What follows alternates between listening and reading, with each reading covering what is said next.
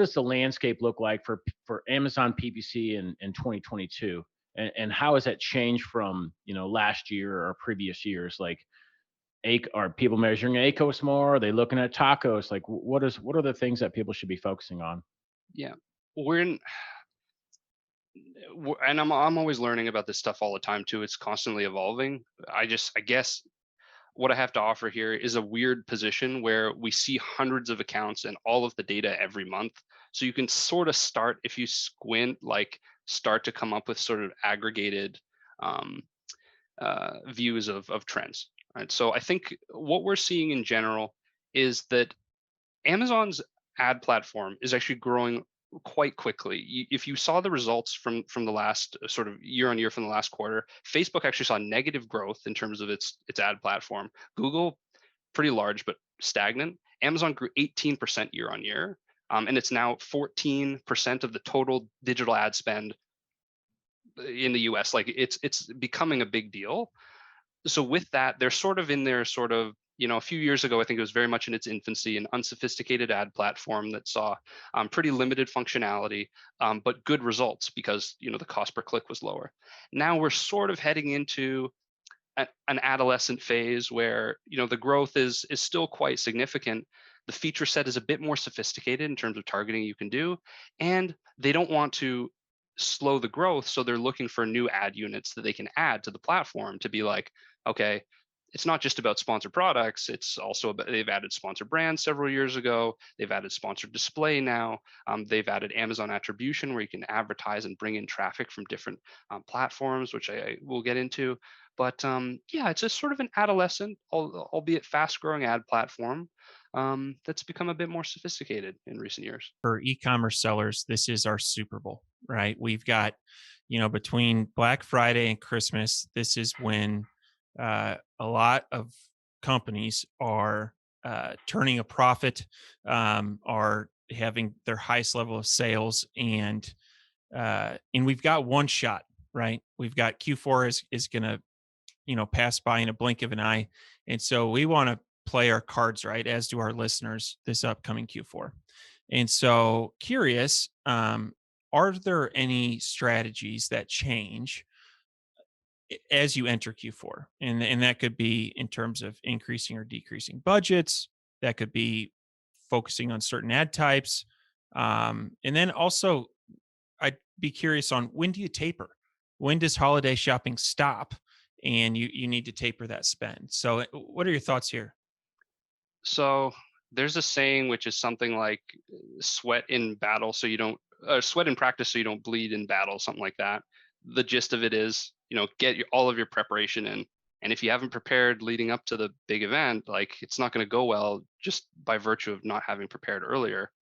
So at the time that we're releasing this, November ish, there's still ample time to prepare for December. And I can get like, to get specific on what it means to prepare for ads in December, basically you want a ton of data. You want a significant data set about, if I run an ad for this term, I can reliably put in $1 in ad spend and get $4, $5 back. And I know that for a fact.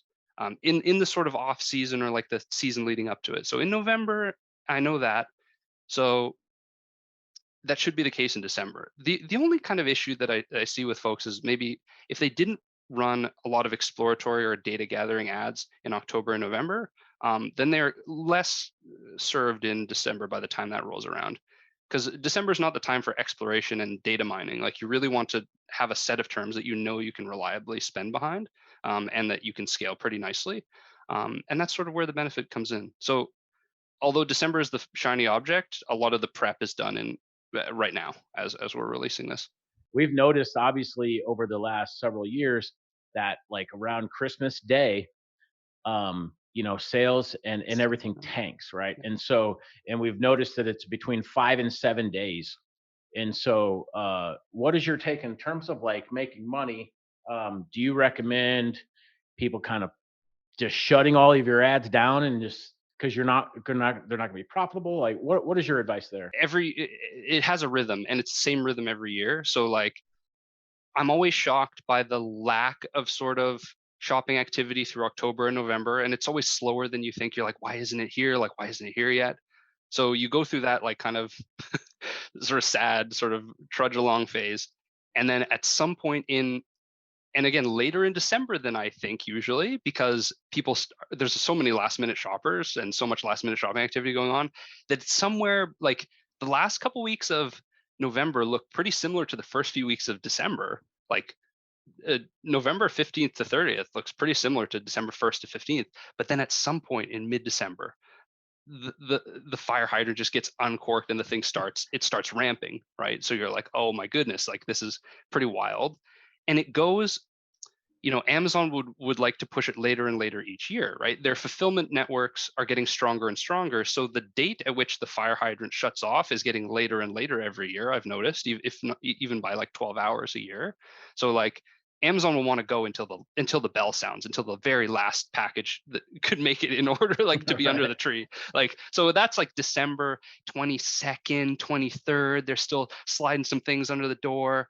And then yes, to your point, there's a silence between Christmas and New Year's, a spike in December until the last allowable moment where shipping and logistics allows it.